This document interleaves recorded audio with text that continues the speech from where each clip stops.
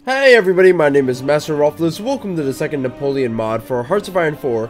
This is a mod that I wanted to cover after doing two meme mod videos. So I did Star Wars, I did Warhammer 40k. We'll go back to doing some more stuff later on after this video, of course. This is a mod that just like basically changes the universe so that I guess France goes like supernova or something and tries to conquer Germany. Or maybe a descendant of Napoleon comes around. Basically, the second Napoleon is here. He's ready to stay, and he's gonna kick some butt. Interestingly, there was a number of generals who, after Napoleon gained fame, they were called like the Napoleon of their like certain geographic area. So there was Napoleon of the East. I'm trying to remember his name. He was a I think he was a Safavid general, and then afterwards he made his own dynasty. But there was him, and then I believe there was a couple of other guys. I'm going to look that up really quick. But essentially, second Napoleon just like changes up France so that there's a lot more focuses dealing with France conquering Germany and then conquering different assets throughout the world and becoming a superpower, as well as changing up the landscape so that it's more of a post-World War I world with more benefits being laid out for Germany as well as the Central Powers. So for example, you're seeing the Ottomans right over there still around, with Libya of course, so that's always a meme. And then afterwards you got the various countries that are west of the Soviet Union, and the Soviet Union can then retake them and all that shit. Oh, there's actually two people who are called Napoleon of India. Okay, so there are many people who are named Napoleon of the East. Oh my god. Holy shit. Man, Napoleon really did, like, quite a lot in influence. It's just a shame, actually. But, whatever.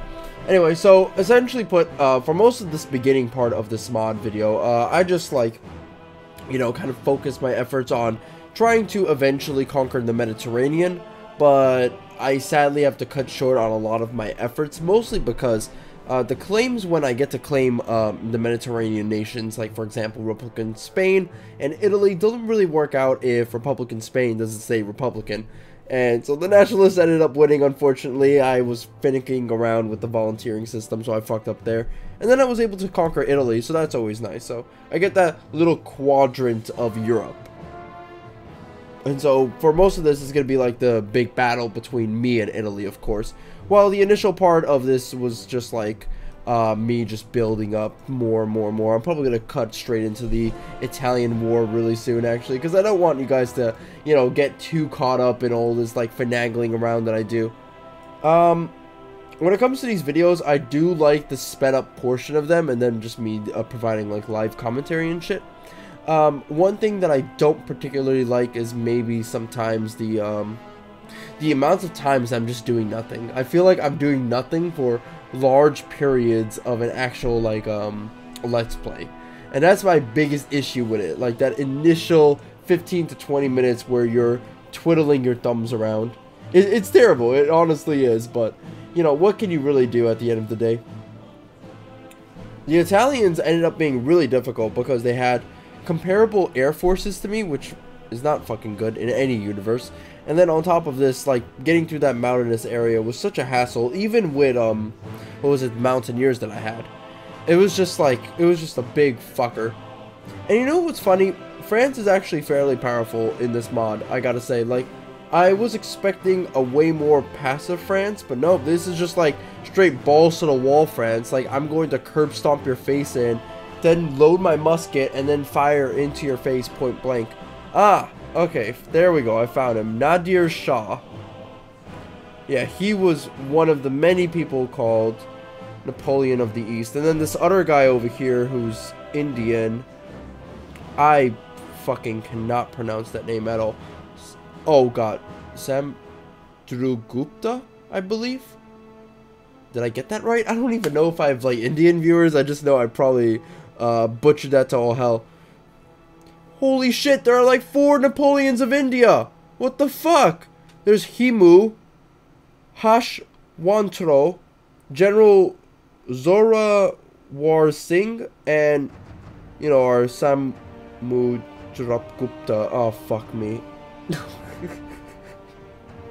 Why are they called Napoleon? This guy is from 375 CE. He's like Napoleon's granddad. Holy shit.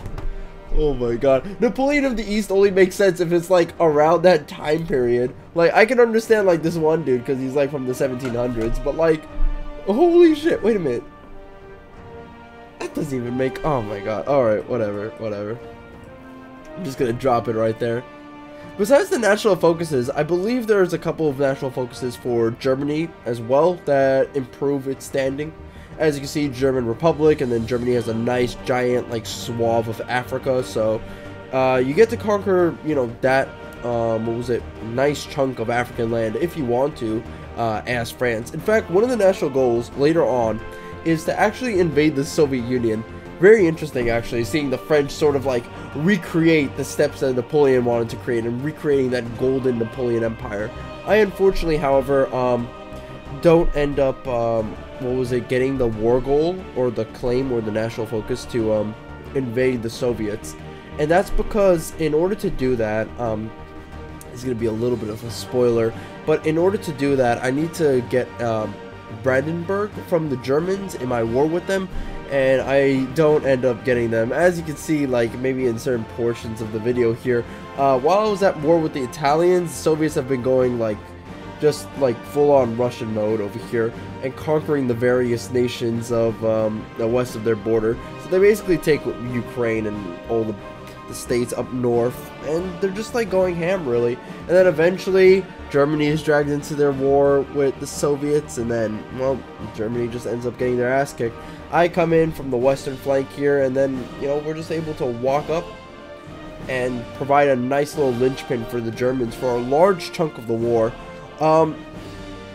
Still, back to the Italians. The Italian front, again, mountainous areas. Then we passed through the rivers, and then afterwards it was just smooth sailing from then on out because the Italians had, like, I believe, really ship production. So we were able to completely annihilate them. And I eventually got more and more mechanized and mountainous units, so I was just able to get through the first initial wave of Italian defenses. And then afterwards, the funny part is that I'm stuck dealing with the Italian defense in Sicily, and oh my fucking god, was it a hassle. Because my naval invasions didn't work because they had like troops on every single square. And I didn't research Marines because I'm a dummy. And, well, it was just, like, not fun whatsoever. I eventually managed to beat into the Sicilian, like, defense forces with enough, like, men. But holy fuck, was that terrible. And then afterwards, like, soon after that, you know, I have national focuses that gobble up Switzerland. And then I also get national focuses that gobble up Belgium. So I was able to increase my territory even more so. Switzerland front was actually, like, fairly bloodless, actually, which is sort of weird, but also fitting because, like, they just basically accepted it. And Belgium was the same way. Afterwards, as you can see, we start to push into the Germans, then the Germans soon afterwards surrender, and I'm able to completely, like, gobble up my portion of my advances to Germany, and the Soviets get the rest, which is, like, you know, whatever. What am I gonna do? Fight the Soviets? I don't have a claim on that. I don't have a national focus on that. And so finally I'm pushing into the Netherlands to conquer the last bits of Europe, and then after that I kind of give up. I sort of got a little bit bored because I didn't have a right away claim on the Soviets, and I don't know, I was already at war with the UK, and at that point, like, I don't really like fighting against the UK a lot in these Hearts of Iron 4 videos. If I ever ended up fighting against the UK, it's because it's such a hassle, because I could kill the UK, but then I have to kill their allies, and then that's not fun. Like, going to New Zealand is not fun. I do not want to fight New Zealand, and it's kind of like, yeah, I don't know. This also doesn't help that the UK has such a massive, like, naval force. Though surprisingly, France, during the second Napoleon mod, you could really, like, upgrade their naval forces. But I think during this point, like, I had seen, like, what I wanted to see out of the mod, and, you know, again, I didn't want to really, like, go ham on naval invasions over and over and over again. But let me know what you guys think. I gotta say, we didn't go as far as to invade, like, much of Germany and going into Russia and conquering Moscow as Napoleon did. But you know what? I was able to get Italy, I got the Netherlands and Belgium, and I was able to, you know, create a strong, everlasting France. I don't know, maybe if I return back to this mod, I'll push into the Soviets, I'll push into Spain over here. I don't really know what I'm going to do. I might even choose a different faction. But I hope to see you guys next time, and the next video that I do will be a more meme, fan servicey video. See you guys next time. Bye-bye. If you enjoyed this video, please like and subscribe. But if you want to support the channel, then join in on the Patreon as well as on Discord, where you can join in on some gaming sessions. Bye-bye.